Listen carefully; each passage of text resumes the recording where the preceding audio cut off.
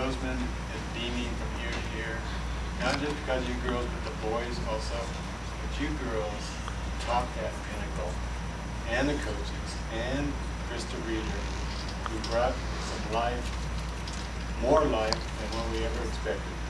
Athletes are what it always takes. They used to tell the athletes, you work hard, you win. You don't work hard, you lose. If you do not get along with each other, you lose. Everything that happened to your season, and maybe I saw a little bickering sometimes going on, somebody not maybe picking up the speed, but you pulled it all together and you kept it together. That's what a little tight family does. And I want you girls to know something. You got there a lot because of your coach. Mrs. Reader did a great job.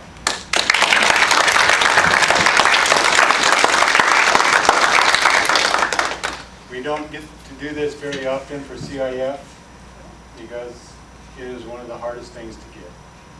And from that, I'm going to turn it over. That's what I said. We get to do this so infrequently. It's a special honor to be able to present you with this award recognition for the job that you did with the girls, and especially the job that the girls did. Because definitely the girls. Granted, coaching gets you halfway, gets you somewhere there, but if you don't have the skill on the team, the coaching's not going to do it either. So this really goes to all of you. Thanks. Assistant Coach Don Burnett. Assistant Coach Ben Meyer. Our starting pitcher and HDL Player of the Year, first time ever in school history, Cassie Benson. Shortstop, Shauna Perkey, also first time.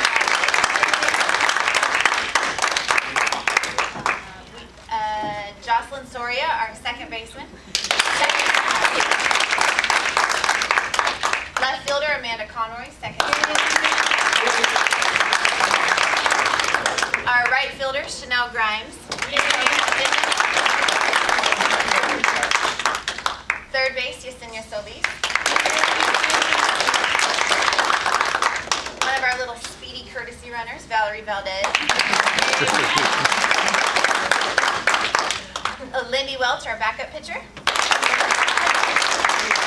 And designated hitter, yeah, fresh off the bench. She makes contact, that's for sure. And our backup catcher, Veronica Madison. And one of our backup outfielders, Shelby Fordham.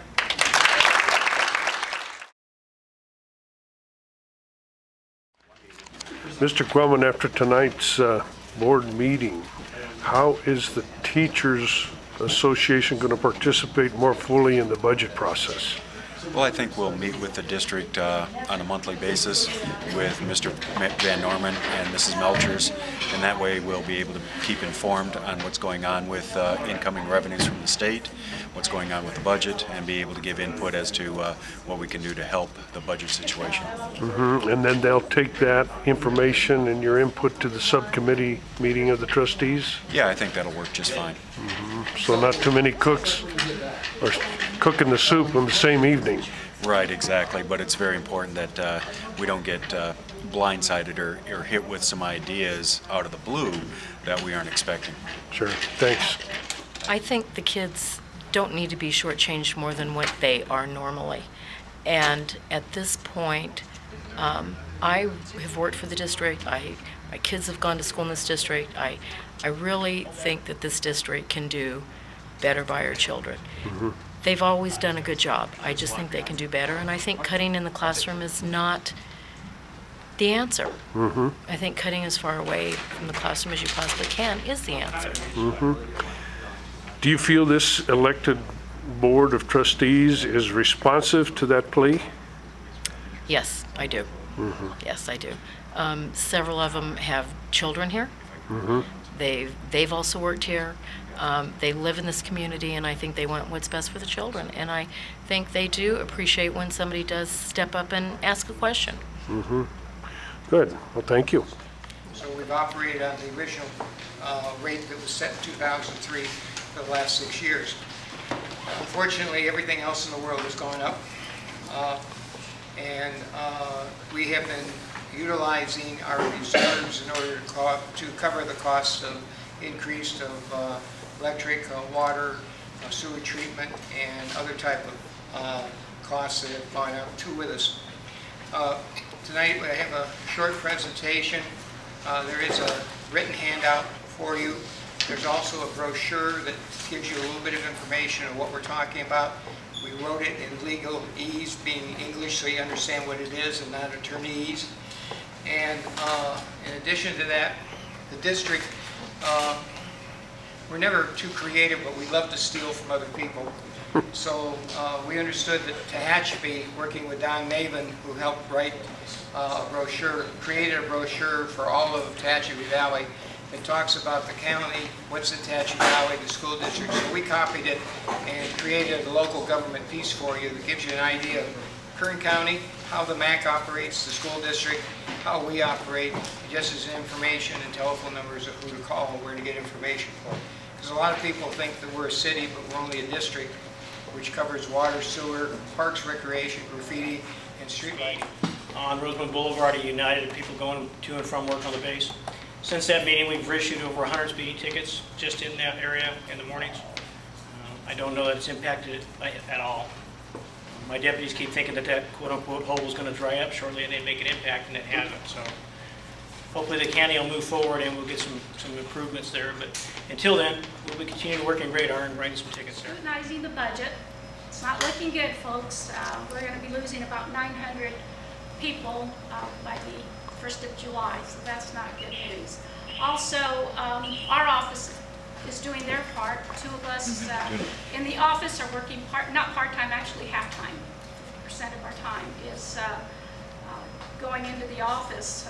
We're taking turns taking furlough every other week. So we're trying to do our part. The supervisor returned back 4% of his income. So we're trying to do our part in trying to contribute into the budget crises that we're experiencing currently. I know the Sheriff's Department's also struggling and trying to meet so that we can have safe communities. What I can say also is that the state-funded projects will probably suffer somewhat. Some may not be completed and others may not get started, but we're going to try to do more with less. And that's pretty much where it's at. One thing I can say, our federally funded projects will continue to move, and we look forward to completion of those. Company. Sempra Energy is a Fortune 300 energy services company, and we're headquartered down in San Diego. We're probably most well known for our 2 regulated utilities. We own San Diego Gas and Electric and Southern California Gas Company. Those comprise about 50% of Sempra Energy's overall business. I work in the other part of the company, which is considered the global companies. We are bordered to the west by 150th, to the east by 135th. Holiday Avenue would be the northern portion of the site. We would propose to run a Gentai power line along the south side of Holiday Avenue over to the Edison corridor, and then Kingbird Avenue and the LA County border just to the south. We'll have a crew of local construction personnel that assemble those and then put the panels in. They just walk down and stack the panels on top of each other. It's a very, very smooth and orderly construction process. I think on our website there's a video that shows it going up. It's kind of fun to watch. It's 2160 square feet? Yes. And when is it really going to be done? Be done probably in next month. In the next month? And it's for offices and schools and stuff? It's going to be a couple of office rooms. They're going to have some of the miscellaneous classes in it from time to time. Yeah, good. And could I get the name of your company? Emery Construction. Emery Construction. E-M-O-R-Y? E-R? Yeah. And your name, sir? Lawrence. Lawrence? Emery? Yeah, Stoudenraus. Oh, could you spell that last name? S-T-A-U-D-E-N-R-A-U-S.